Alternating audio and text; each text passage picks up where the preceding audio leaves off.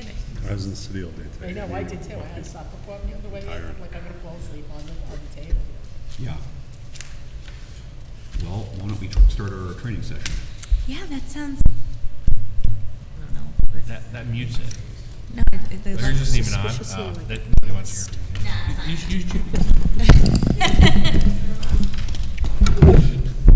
Thanks, Judy. All right, guys, it's been a little while. We didn't have a meeting in July, and then my friend covered my meeting last month, so I hope that went okay. Sorry about that. She's really nice. She's not with the firm anymore, so. Not as good as you, but She sucked then. God, what a. I think we're being recorded.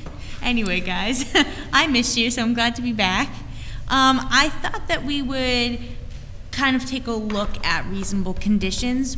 We did this presentation back in 2019, so the first couple slides are just refreshers, and then I thought it would be good to look at examples from fairly recent court cases. There wasn't a lot that happened for conditions in 2021, so I think some of them go back. I think my oldest case is 2007. But fairly newer cases talking about conditions and where the court has come out. So just to get started, as a refresher, New York General City Law empowers the Board of Appeals when granting a use or area variance to impose reasonable conditions and restrictions as are directly related to and incidental to the proposed use of the property. If a zoning board decides to grant an area variance, it may impose reasonable conditions to mitigate anticipated impacts of the variance. So this language is in New York State General City Law. This language is repeated in our city code. So it's very clear that you have the authority to look at an application and determine whether or not conditions are appropriate or necessary to mitigate anticipated impacts from that variance. is that similar to the conditions that we apply that says you must complete within so much period of time? Or? Yeah, now that's our standard time Yeah. requirement. The city code actually doesn't have that. A lot of municipalities have that exact language. But that's the type of conditions you're talking about. That's an example of a condition. Yeah, that would be an example. I think the state's intent really was about. I'm trying to think of a good one. What about If something you're like the river, the creek walk thing? That was a condition that I think was put on people, right? and for site plan. Yeah. Yeah, so site plan, it's we don't do that. yeah, we don't do that, but the state gives the planning board that authorization as well when they're looking at site plans to add conditions. Right. The timing requirement is not one that is, usually you just get that in the text of the code. You can add that because we have the power to add reasonable conditions, and that's a reasonable condition. But this one might be more focused on, well, now I'm trying to think of a new one. Someone's coming in to install a fence within, the front yard, a height variance for a fence, and you might ask them to plant trees to mitigate visual impacts, or paint it a certain color, or use a certain material. So those are really the conditions that ZBAs often consider when looking at the variances. The time one's not really something that we discuss or contemplate. It's just we add it in every time because there should be, while they run with the land, if you're not going to start the work, then the variance doesn't stay forever. Yep. We don't check, the building department checks to see if they've complied with those time limits? Yes. Because it's 6 months to get all the building permits and commence, correct? Yes. And then usually 2 years from that point? Yes. Unless they get another variance. And the reason we did those time limits is because so you have 6 months to get your building permit, but once you get the building permit, the time frames in our resolutions match with the time frames that that apply to building permits. So then they run together. So the building department has an easier time to track it. Right. But they'll keep track of that first 6 months. They're the ones who monitor that. Yes, that's not our office, that's not this board, we don't have to worry about it. That's the building department. Yep. They keep track. So I just wanted to clarify conditions versus alternatives. which often come up. So conditions, those are going to be our requirements that we place on the enjoyment of the relief that the board is ultimately going to grant. Conditions are meant to mitigate the impact of the approved project on both the neighborhood and the integrity of the zoning law. While an alternative is something that the board, we usually work with the applicant, we make suggestions, we want to see how they can reduce the variance. So the alternatives is just a different version of relief that comes from them reducing their variance request. So that wouldn't be a condition because that's going to be part of the ultimate approval. So conditions must relate solely to the particular land that is the subject of the application and must not concern unrelated land or other issues. They must relate to the land and may not be personal to the owner. They must relate to the legitimate objectives of zoning and not to matters related closely or related solely to the operation of the business. So you can't grant a variance just for Mr. Smith. That variance applies to that property and runs with the land. An example of something you can't do is place a condition on a variance upon a property owner's agreement to dedicate land that is not the subject of the variance application. You can't do that. You have to focus on what's the subject of the application. You can't condition a variance on an applicant making plantings on public property or plantings on his neighbor's property. They don't have a right to go on property that's not theirs and make the plantings. So the mitigation has to focus on their property and has to pertain to the application. When you say land that's subject to the application, does that mean the land in the variance area or the subject property, meaning that parcel? It could be that parcel. You'd want to make sure, let's say they're installing a fence. Yeah. And you're thinking, you know what, planting a couple trees behind the fence could mitigate the visual impact. It would seem more natural. Well, requiring that person to plant trees on like the back corner of the parcel, not near their fence, I think we'd have a hard time relating Sure. that back to the variance, just because you want to see them, that area doesn't look Yeah. good. If it's about, hey, you're taking a bunch of trees down, we want to see you plant trees in other areas, then again, you're making that connection. How does this relate back to the variance? Another example of something you can't do, you can't impose a condition that seeks to regulate the details of the operation of an enterprise. So rather than the use of the land on which the enterprise is so you can regulate the use of the land on which the enterprise is located, but you can't regulate operations of the actual business. So these types of conditions are invalid because they do not seek to ameliorate the effects of the land use at issue and are thus unrelated to the legitimate purposes of zoning. So, someone comes in for a fence variance and you're going to say, okay, we're going to grant you the fence variance, but we want to see your hours of operation go from 9 to 5. We can't do that. But what about in the situation, like, remember when we had the flower shop and they were buying the bar? And people were talking about the bar and Yeah. they were talking about hours of operation and stuff like that. That's not an area variance. Exactly, so that's a use variance. Now you're right, you're automatically kind of Talking talking about about the the use. use. Gotcha. And so you're trying to impact the impacts to the community that might happen if that flower shop was operating till 11 o'clock at night in a residential neighborhood. Then that connection makes sense. Right, okay.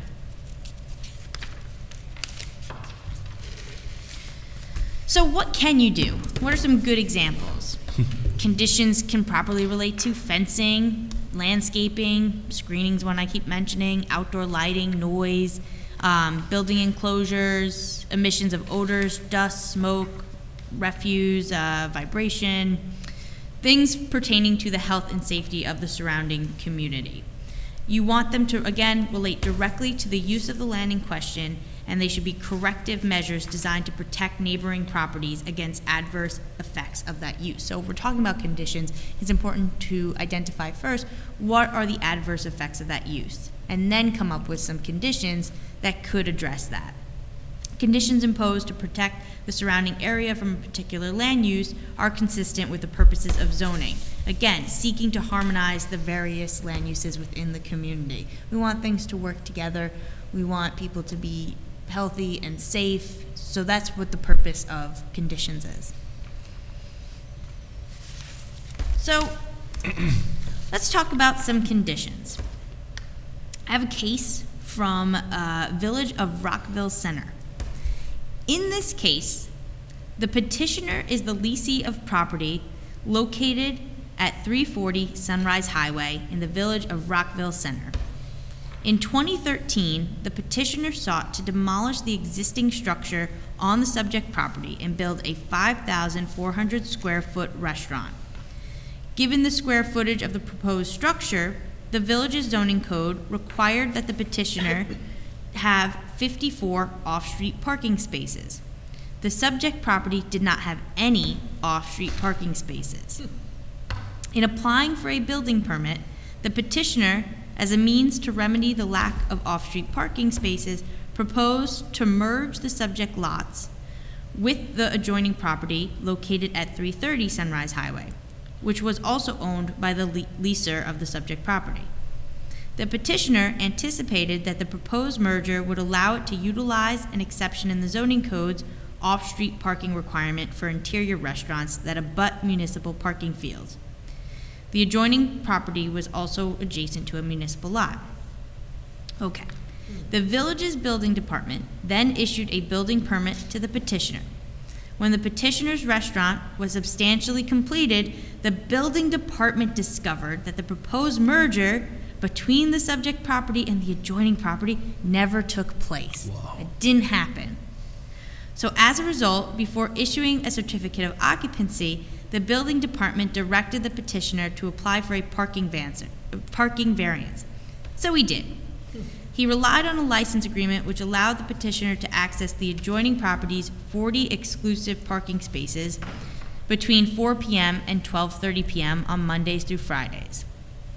So, the Zoning Board of Appeals granted the parking variance, but imposed several conditions, including that the restaurant's operating hours be restricted to 4 p.m. through 12:30 a.m. on Mondays through Fridays, and that valet parking be mandatory. On the same day, the ZBA granted the petition. Oh yeah, that part doesn't matter. Okay. So, important facts. I gave a lot of information. The ZBA granted a parking variance, but they restricted the hours. And they restricted the hours because, remember, the applicant was relying on a license agreement that he had. So he had 40 parking spaces between 4 p.m. and 12:30 Mondays through Fridays. So they said, okay, we're going to grant you your variance, but your operating has to be restricted from 4 p.m. to 12:30 a.m. Mondays through Fridays, and you have to have valet. So what do we think happened? Do you think the court upheld this condition? No. I think the tricky part for me is the valet aspect of it. But on the hours part, I would think they would uphold that part.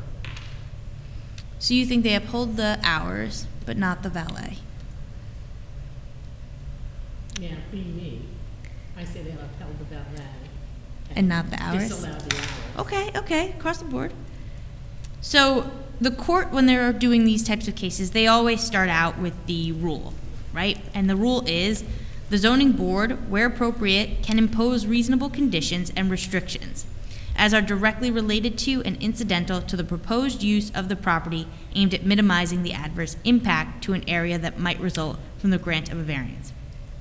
So the conditions imposed by the ZBA, including requiring the valet parking and restricting hours of operation of the restaurant to coincide with the hours of access to 40 off-street parking spaces granted in the license agreement, were reasonable.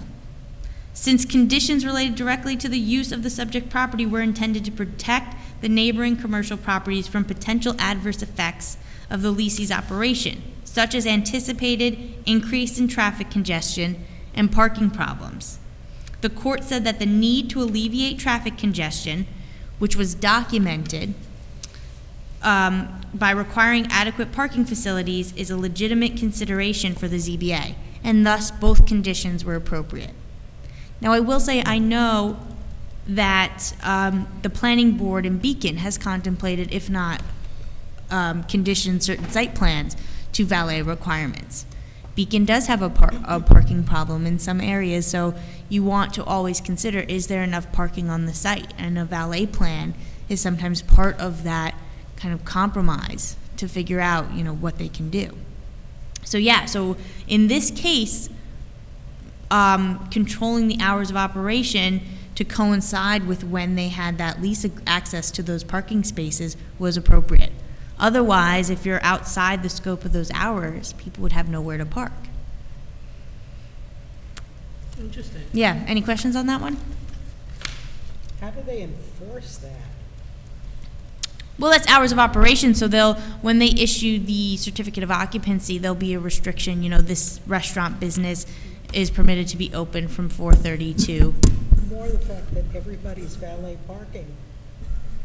How do they enforce that everybody who goes there is using the valet parking? Well, all that matters is that the restaurant had a valet parking option and had it available. So if a patron is not going to use the valet, that's no fault of the restaurant. You know, that's the patron's choice. I know I never have cash, so I try not to valet. What's the value of the valet? And how can, That would allow the restaurant to allow patrons to enter without them circling around, without them trying to find a parking spot. They pull up, and the valet can search and park in wherever they're going to do it in an organized fashion. It tends to be more organized. There's less circulating. They're in control of the traffic circulation when they're valeting. okay, thank you. Yeah, I mean, I think the hours, I think both of those things are hard to enforce, hours as well. I mean, you know, Dave Buckley has made comments about, you know, that. Yeah. But however, of course, obviously different places may have different enforcement mechanisms. You know, I think in Beacon, there's, you know, 2 or 3 guys. Yeah. And if it's a nighttime operation, you know, they're not going to be enforcing hours. If we, restrict hours to a business at 8 p.m., Right. they're not doing it. I don't think, you know, the police are enforcing these zoning restrictions, so that would be maybe not wise for us to do, but that doesn't necessarily mean it's a bad thing. Oh, here's the police right now. I lied. But, you know, another municipality, it might make sense depending on how they enforce. Yeah. And let's say they had access to parking, but it was far away from the site. That's another reason you'd have valet, so that your patrons don't have to go to that parking location and then come up.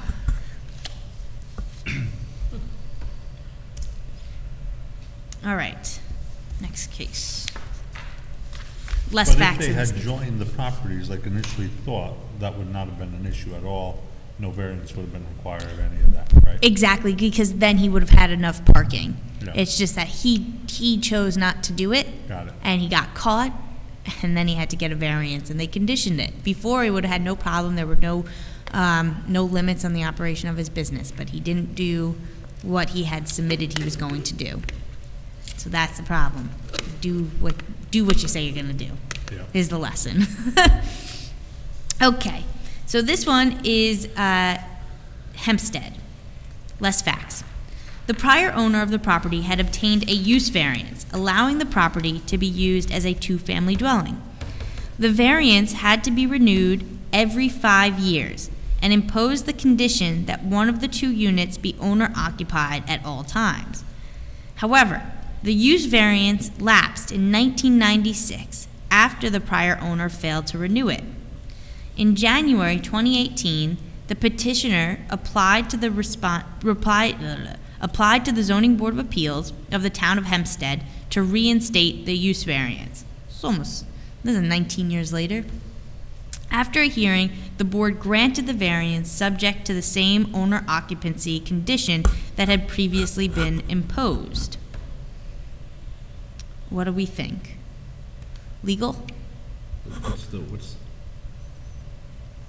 think we. So it's for a use variance. Right. The use is a two-family dwelling. Two-family dwellings were not permitted. It's a single-family district.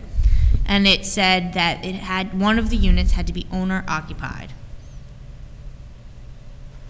I am inclined to think that whether or not this upheld would actually turn quite a bit on what the reasons were articulated, what reasons were articulated for imposing the requirement.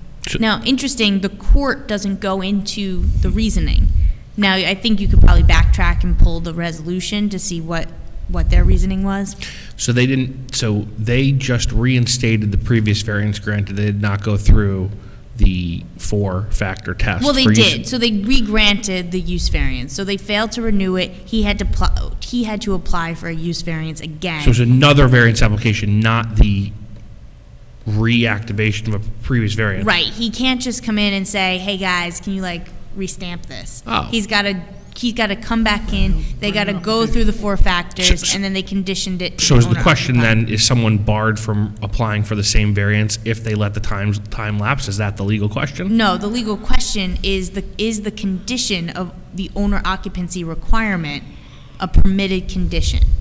I didn't Oh. know that that was a I would permitted think so. I didn't think that that was a committed condition that the zoning board of appeals could enforce. It is. I always thought that that was part of the zoning law, that it had to be owner occupied. We are the ability, Well, we and that's are the actually- Well, we're the so relief now valve you're- of the zoning With code. This is that a condition can't be taking the place of legislation of general application. So if the reasoning is just, well, if we're gonna have 2-family homes in this neighborhood, they should all be owner occupied, that's effectively legislating as a board. If it's something that's more particularized to the There's something that application. years ago, Montos will tell you, it was a big deal. Well- We did this a lot because we were Yeah. trying to get rid of a surplus of non-owner occupied Right. multi-family dwellings, and that was I don't know who came up with that. I don't think we did. I thought the zoning law was changed that it had to, and then we just upheld it, and we could grant a variance maybe against, but I didn't think that we could impose that variance, So impose that condition. your questions are in the right area, but you're getting confused. You're focusing on Beacon, and this is about a different municipality. Now, in Beacon, you're absolutely right. Actually, accessory apartments have to be owner occupied, and I think that's what you're thinking. That is a requirement in the city of Beacon, the owner occupancy. It's been Your legislated. question is, academically, can we impose owner occupancy in that? Exactly. That is academically Yeah. a Yeah, good and question. and I think the answer to that is we can. And the answer is yes. Yeah, I think the You answer to that is can. we can. Because the idea being, and it's the same reason it's been legislated in the city of Beacon, that accessory apartments be owner occupied, the idea is that you still have someone who is a part of the community and not just, a renter who might be there for a short period of time. And people believe, Owner occupied was giving the city a real problem with not taking care of it, and taking care of the properties, all kinds of things were going on that other people in the neighborhood didn't like. That's right. and that's the thought. Now, if it wasn't legislated in Beacon, and for each situation you believe the owner occupancy was required, you actually could do that condition. It might be beneficial if you find yourself continuously getting these applications and continuously granting them with that condition that you petition the council to legislate. But you can, in fact, adopt that condition for everyone. Similarly, Okay, sometimes so you it's actually for special use permits in Beacon for accessory apartments. They always add a condition, they call it their standard condition, that accessory apartment won't be used as a short-term rental. Now, they actually just passed new legislation, I believe on Monday, that now legislates that accessory apartments can't be used as short-term rentals. But previously, it was just a condition that was always added to those applications. What did they pass? The city council passed legislation on accessory, amending the, ADUs? yes. Airbnbs, Hmm. right? No. No, they can't. Accessory apartments. You know, getting an accessory apartment and putting an accessory apartment over your two-car garage to be used as an Airbnb is They that's passed, a short-term rental. Right, you can't, the city has separate short-term rental provisions in its code. So you can get a permit that would allow you to use your home as a short-term rental. But accessory apartments are their own thing, the idea being that these are going to be units available for more than 30 days. Yeah, I thought they had put in the law that they could not be used for short-term rentals. That's in the accessory apartment local law. Right. Yes, the accessory apartments that you're getting site plan approval for cannot be used as short-term rentals, but there is a separate short-term rental law for Right. other situations. Yeah, But I've heard cool. Now, differences. I'm gonna pause here. I guess we can start the meeting, but don't you guys worry. I've got some more cases coming up for next month. Let me just Yeah. ask a question, because it's definitely something that's occurred to me when the issue of conditions has come up. With some conditions that would be imposed, like in particular, say, operating hour restrictions that are attached to a use variance, that's basically the existing apparatus of the city ought to be able to keep track of those. When a certificate of occupancy is issued, it's going to be claused to reflect that restriction. What if a restriction or a condition is being imposed and I'm trying to think of what a good example would be. But generally stated, suppose someone wants a variance to do a property subdivision, and for whatever reason or reasons, we're okay with granting that variance, but we want a restriction on what's being done with the property going forward, so that well, actually, I think about a hypothetical here. Suppose you've got a single lot with 2 occupied residential structures on it, which under the zoning code would, if you're proposing to build that now, would not be permitted. Got it, yeah. And the owner said, okay, so what I want to do is I want to subdivide this lot, and I don't have enough size, or I don't have enough width, whatever. There's some dimensional restriction that's preventing that subdivision. But they say, okay, look, you've already got 2 occupied structures on this property. Drawing a line between them isn't actually going to result in any additional burden. And we go, well, okay, we want to make sure that 2 doesn't become 4, and that somebody then turns around and says, I want to build an accessory dwelling unit here, whereas from what we're starting out with right now, if you had 2 occupied structures on one lot and you applied for an ADU, the answer would be no. If we put a restriction on that said, you can't put an accessory apartment on this lot, I mean, certainly the people that came in and applied for the variance would know about it, but you wind the clock forward 20 years and someone buys the property, this isn't going to be something that's recorded in the title history. It's not going to come up on a title report. You see where I'm going with Yeah, this? and I think I have an answer. So in every resolution, we have the tax parcel number at the top, and they get filed with the city clerk. And the city clerk has a property file for every property. It's your responsibility when you go to purchase that you're looking at these types of you're looking at that file to see what resolutions exist, what limitations might exist, and someone good doing a title search should locate that. And if not, and you go and you build an accessory apartment when one wasn't permitted, and it's discovered that you did something that was expressly prohibited, you're going to have to go back to the Zoning Board of Appeals to try and get that resolution either amended and to get that approval. And if it doesn't work and you did something that's not allowed, then you'll have to remove that accessory apartment. Now, in your situation, we would probably go about it differently, and I actually had that exact case in another municipality, and it came down to legalizing the second home that was on the same residential lot. And that would involve getting a use variance, because having 2 principal structures on the lot wasn't a permitted use. Automatically, that limits you. You can't do any more. You are maximum capacity. You have already gotten a use variance for this additional home. You can't do any more. And so when you go into the building department with a building permit application to build an accessory apartment or another structure, the building department is going to catch that as well, because even if you didn't look at the file, they're going to look at the file, and they're going to know, what the limits are of that property and that it doesn't comply with zoning. Does that make sense? It makes sense, but I'm concerned that it might not actually work out that cleanly in application, especially if the period of time's gone by. I could definitely see the building department approving plans without anybody digging back, going 30 years, what's on file from 30 years ago, and then you've got a property owner who's like, okay, I guess I could have looked in the city's files, but I didn't, and now I built the structure, the city gave me a permit, you tear it down. They'll know right off the bat that there's something wrong with that property because it doesn't comply with zoning. So they're going to determine whether it's a legal non-conforming, they'll have to find that resolution to figure out, well, why is the setback, why was this small setback permitted? Or was it not permitted and they just did what they want?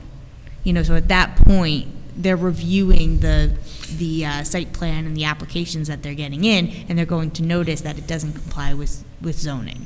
And they're going to see, at what point was it permitted. And if it was never permitted, then a variance is needed to legalize that situation.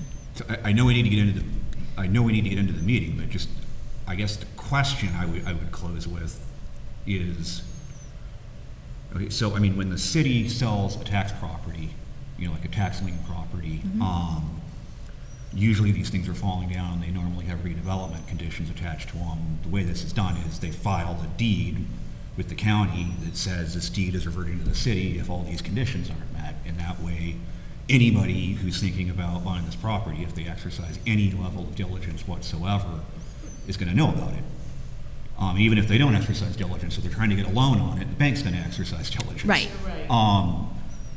What do we have the ability to say, if you want this condition, we want a new deed recorded so that the world is on notice that this restriction applies going forward, and it's not a situation where 30 years from now, no one finds out until they put this application into the city, and the city says, oh, we were digging through our files and we found this thing. It's a question that I've had before. It hasn't directly come up in one of these meetings yet. I think, I'm not sure, you keep saying the restriction. Yeah. In that situation, what restriction are you? Yeah, I was kind of thinking, I need a hypothetical. Well, the hypothetical I gave was you're subdividing two lots. You're subdividing one lot into two, and the two lots that you're going to end up with are both going to have single-family occupancy residences on them. And the concern is, well, right now in this area occupied by the one or potentially two lots, we've got two structures. Yep. If we don't do anything, there won't be any more than two structures. It will be a pre-existing nonconformity.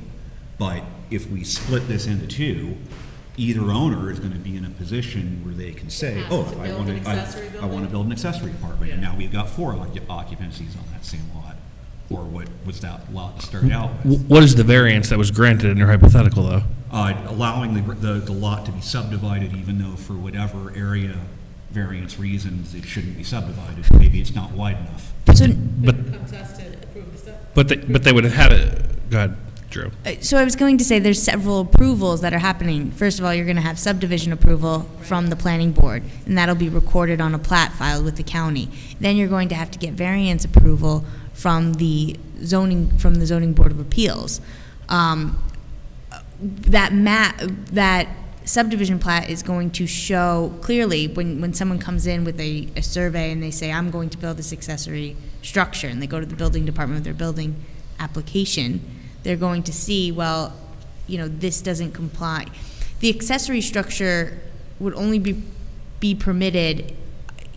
There are other limits at play, right? You're going to have to deal with your setback requirements. So if your house isn't, if the lot is non-conforming and now you're building an accessory apartment, well, I'm assuming, very likely that accessory apartment's probably not going to be able to meet setbacks. And the building department's going to see, because it's going to be on a survey, they're going to have to show what the setbacks are. So automatically, someone's going to see that this lot doesn't comply, and now what's going on. Now, if it does comply, there might not be anything restricting them from having, you know, an accessory apartment. But they're going to see that it doesn't comply, they're going to look for that variance and notice the restrictions at that point. I mean, that's what the building department does, that's their job. I think we're running over. Yeah, I think we better move on with our meeting, but pertinent Get topic. into that next time.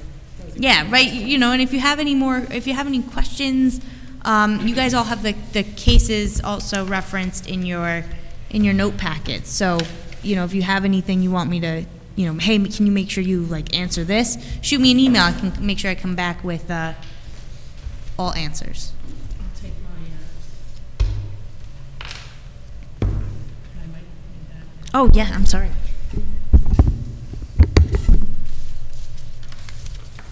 But thank you, Dave. Everyone, great conversation, good questions. Okay, well, let's go ahead and get our meeting started. As a preliminary or a first matter, The minutes. the minutes. Did everyone have a chance to take a look at the minutes from the last meeting? Yes. I think we should, there were two things I thought ought to be updated. One of them is on page 1, second to the bottom full paragraph. The applicants had examined various options for expanding the home and found no reasonable way to expand without going into non-compliance. I think we should be saying, found no reasonable way to expand other than by expanding over the non-compliant area.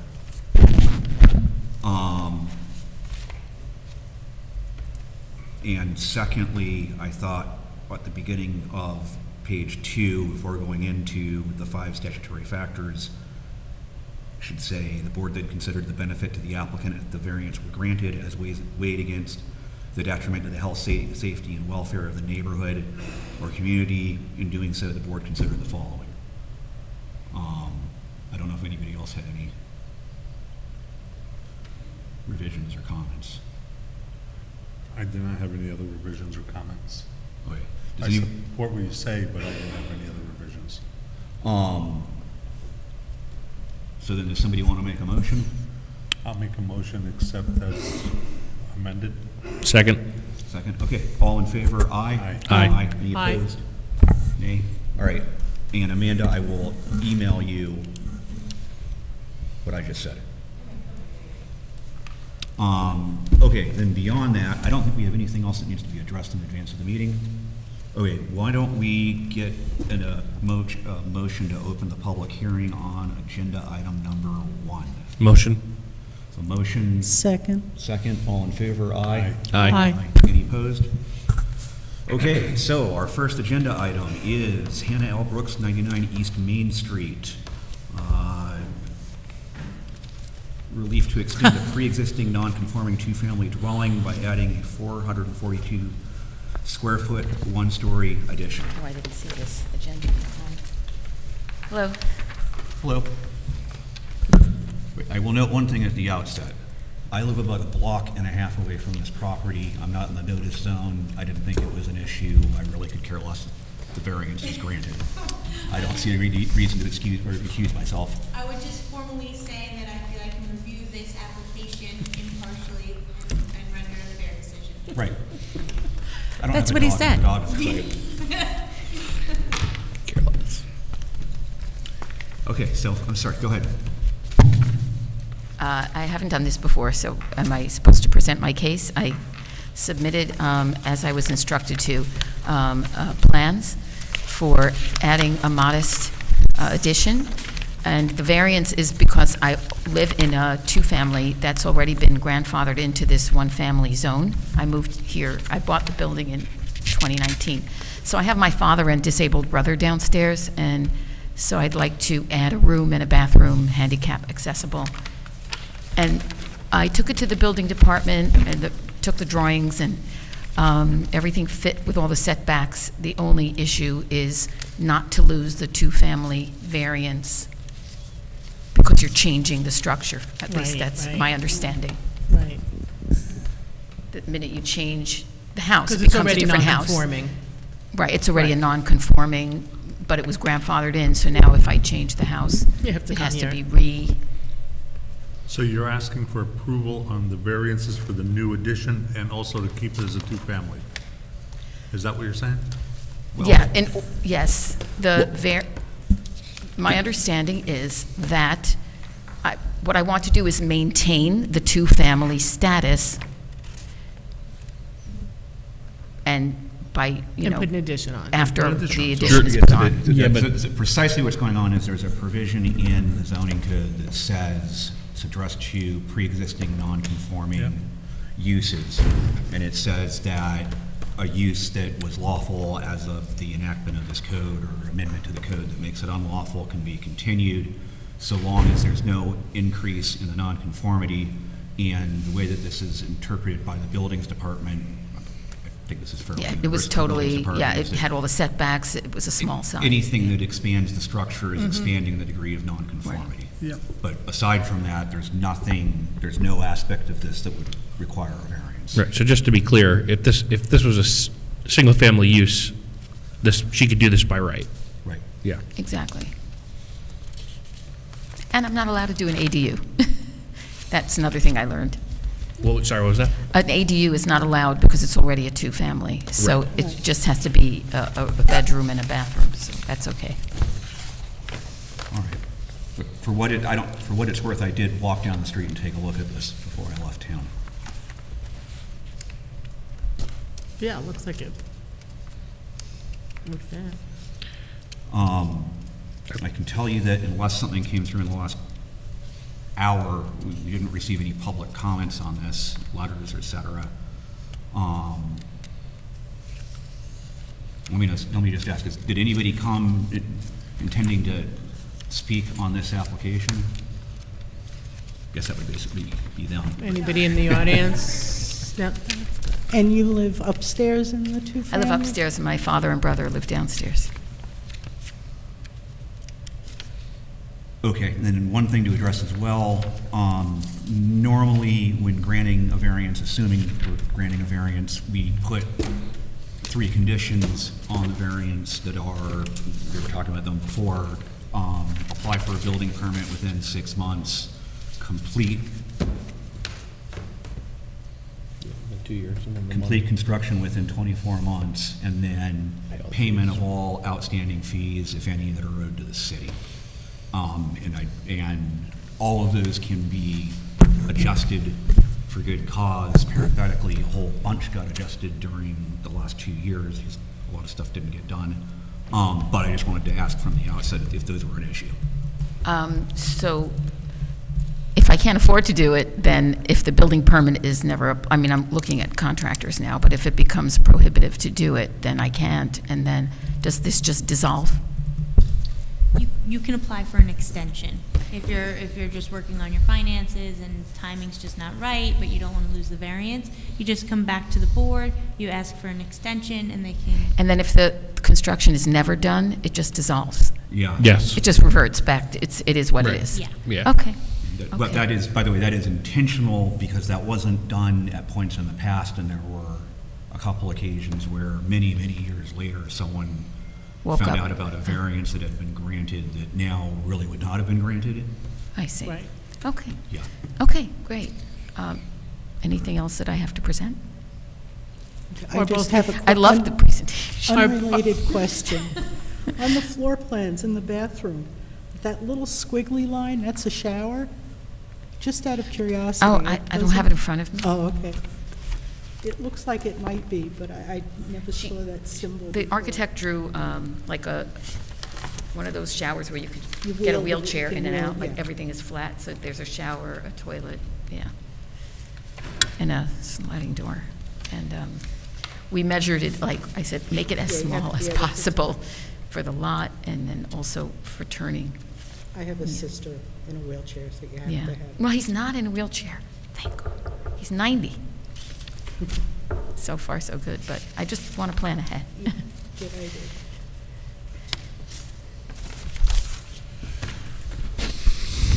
All right. I'm Well, okay. I'll make a motion to close the public hearing on agenda item number 1. I have a motion, do I have a second? Second. All right, all in favor? Aye. Aye. Okay, and, one minute here to pull this up. All right, so let's have a discussion through our factors here. You're making a determination about benefit to the applicant if the variance is granted as weighed against the detriment to the health, safety, and welfare of the neighborhood or community. First consideration, whether an undesirable change will be produced in the character of the neighborhood or a detriment to nearby properties will be created by the granting of the area variance. I say no, don't there think won't. so. No. No. No. No, I don't think so either. We are within They're all within required setbacks. setbacks and area restrictions. It's just a matter of that Non-conforming things. non-conforming, right, provision. Whether the benefit sought by the applicant can be achieved by some method feasible for the applicant to pursue other than an area variance. No. Legally, no. Nope, I don't. And I would say no also, because what they're needing is they're needing handicapped access, so that necessarily needs to be on the first floor, and so. Okay. Whether the requested area variance is substantial. Yeah, I would say no, it's not. I don't think it's substantial either. Bedroom and bath. Because the only variance they're dealing with, it's not the actual area, it's the expanding the nonconformity. Right. Right. Whether the proposed variance will have an adverse effect or impact on the physical or environmental conditions in the neighborhood or district. No. Before I answer that one, can I ask a question? So if this were granted, does this stay as a two-family? Yes. If it wasn't granted, it would still stay as a two-family. Right. Okay. So no then. Whether the alleged difficulty was self-created, which consideration shall be relevant to the decision of the Board of Appeals, but shall not necessarily preclude the granting of the area variance. Do you change the wording of that one?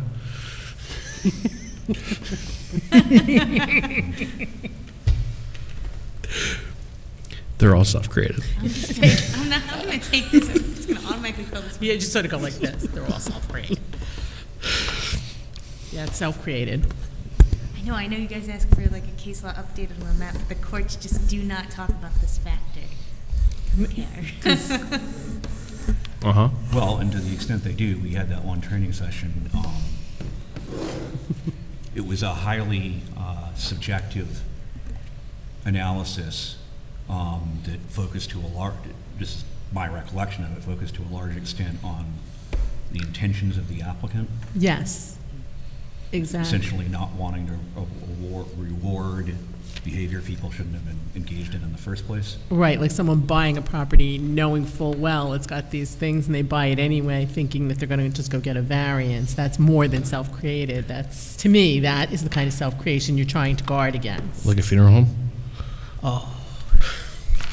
So self-created to the extent that it is the applicant who wants to do this. That's why we got you. But not otherwise in a manner that gives concern for granting the variance. Does that sound like a fair assessment? Fine. Yeah. We all did.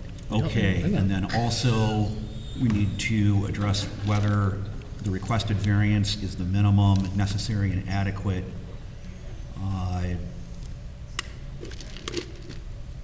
The minimum variance is necessary and adequate, and at the same time preserves and protects the character of the neighborhood and the health, safety, and welfare of the community.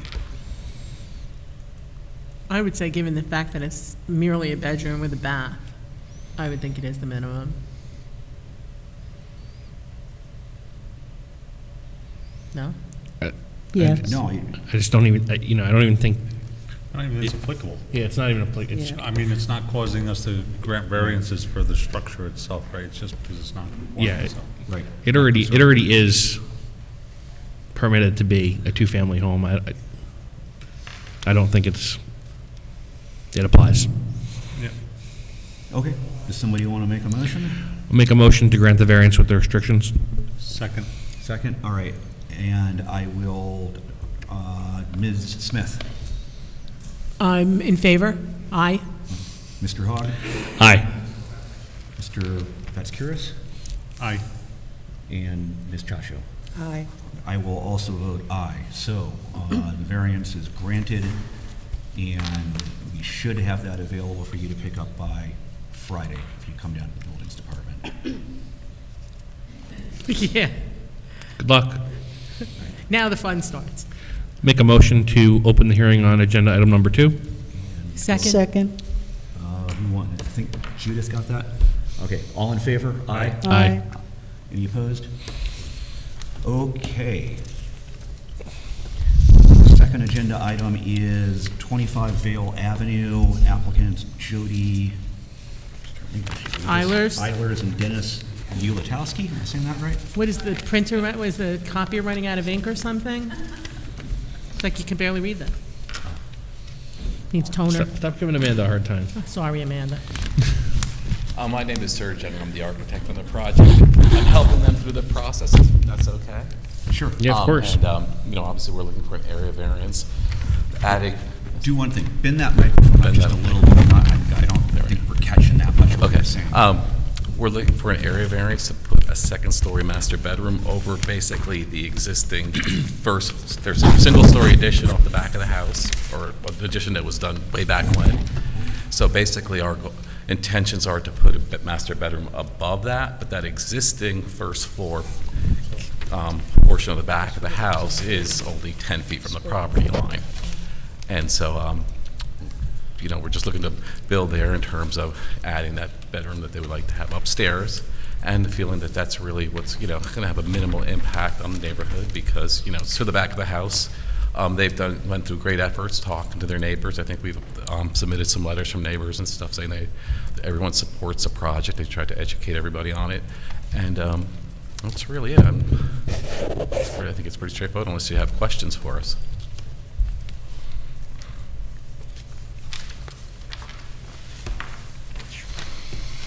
Well, okay, let me ask you this. First of all, I did swing by and take a look at this property, and I feel like I've got it's clear enough why they want to take this approach. Mm-hmm. But since this is one of our factors, let me ask you, did you look at all into what it would look like to try to do an enlargement or an expansion that didn't involve expanding over that? Well, one, there was concern that we're still going to have to do work on the back of the house, and also feeling the fact that keeping that to the back of the house would have less visual impact on the community. I mean, you're not really going to notice any difference from the street with that back there, where if we put a two-story addition on the side, not that it couldn't be done tastefully, it's just that it would, let's say, have greater impact. Well, it would change the layout. And it would of change the house layout. and the I mean, lot. yeah, that as well. I mean, could it be resolved? Sure, but it's just the fact that, so much work was going to get done back there anyway. And that, because that was going to, that piece would be getting redone as well.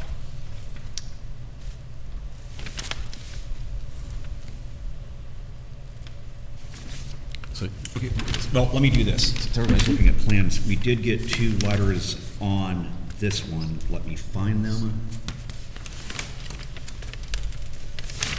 Okay, one, Sandra Ireland, 21 Vail Avenue. So this, I believe, is next door.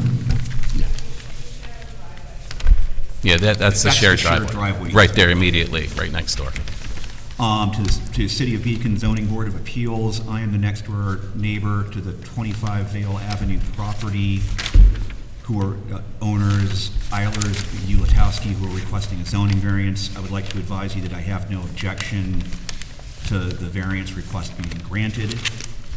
And the second one from, I believe it's Benito Leahy, it could be Benita, 28 Vail Avenue across the street. Please be advised, Ray, variance for 25 Vail Avenue. I have no issues regarding this matter. Actually, I have seen plans and feel it will be a wonderful improvement to the street. I live at 28 Vail, directly across the street from 25 Vail residents. It is my hope plans are approved by the city board.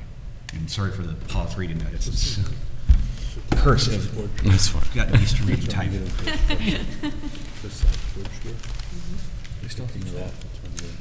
What's that? Just kidding. I thought they were building, No, I don't think they do, actually. That's the south.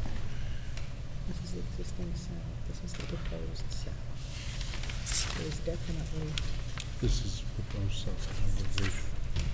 proposed. Well, I mean, another issue is, we didn't even get into this, but if you see where that roof line is, well, they've definitely got enough yard to expand sideways, although it would obliterate part of the wraparound porch.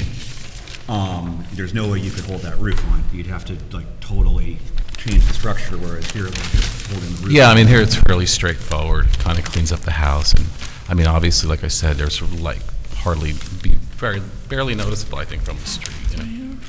And like, there is already a footprint back there that, is there.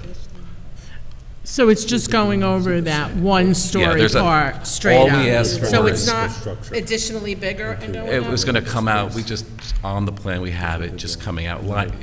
Currently, it steps in, if you look at the picture from the back where you see the one-story addition, it steps in about a foot and a half from that one side of the house. We were just gonna kind of clean it up and just line it up with that, just to keep the roof line more consistent. Oh, I see, Otherwise, we're right over jogging. here.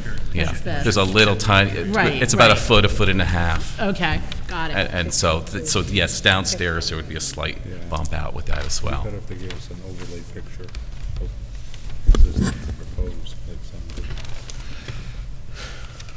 The second letter you got, they didn't have an issue either, right? No, they were. I didn't both hear, I supportive. couldn't hear So you. is the neighbor across the street and then the neighbor that is going to, That's sharing the going to most driveway. directly affect both? Right.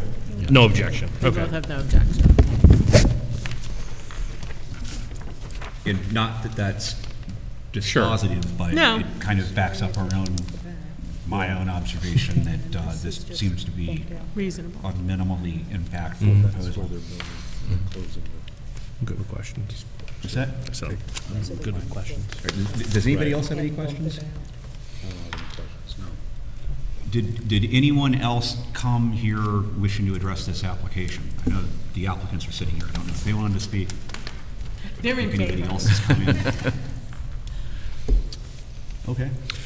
And then I assume you heard what I said to the previous applicant about the conditions about applying Yes. for the permit, getting construction done. and Ready to paying go. fees. Yes, thank you. I'll make a motion to close the public hearing on agenda item number 2. Second. All in favor? Aye. Aye. Any opposed? Okay, so let's go through our considerations again.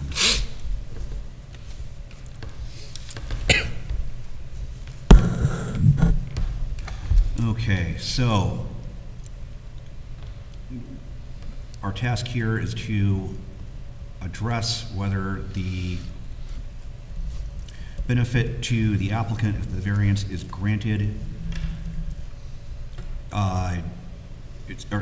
Our task here is to weigh the benefit to the applicant if the variance is granted against the detriment to the health, safety, and welfare of the neighborhood or community by such grant. And our first consideration is whether an undesirable change will be produced in the character of the neighborhood or a detriment to nearby properties will be created. No, it's in the footprint of an already existing setback issue, and they're just going up, and the neighbor doesn't have a problem with it. I concur. I also agree. It too. Yeah. The same. It's kind of simple. Whether the benefit sought by the applicant can be achieved by some method feasible for the applicant to pursue other than an area variance. I don't think so. Not without, Needing further variance. yeah, not feasibility, not feasibly. No. They need bigger variances. Agreed. Agree. Yeah, I think feasibility is the, Good word. whether the requested area variance is substantial. I don't think it is. No, it's staying within the same lot. Not in the context of what's there mathematically. You could argue it might be, but I don't think it is. I don't think it's substantial, no. Overly I don't think it's substantial in context. whether the proposed variance will have an adverse effect or impact on the physical or environmental conditions in the neighborhood or district. No. No. No, I don't think it'll have an impact at all. No. Whether the alleged difficulty was self-created. Yeah, Sure is. they bought the house and knew the size of the house when they bought it. Self-created from the perspective of constructive knowledge, but I don't think it's self-created from any other perspective. Right. Okay. Oh, wait, we also need to address whether we, the requested variance is the minimum variance we deem necessary and adequate, and at the same time preserves and protects the character of the neighborhood and the health, safety, and welfare of the community. Yes, they're not expanding the footprint, so I think that it is. Exactly. Agreed. Agreed. Okay, agreed. Somebody want to make a motion? Make a motion that we grant the variance with our standard requirements on it. Second. Second? Okay, all in favor, and I will start with Ms. Chacho this time. Yay. Mr. Vetskiris? Yes. Mr. Hogg? Aye. Ms. Smith? Aye. I will also vote aye, so the variance is granted. Thank you. Same thing, we should have that ready to pick up on Friday at the Buildings Department. Make a motion to close the meeting. Motion? Second? Second, all in favor? Aye. Okay, thank you, everyone.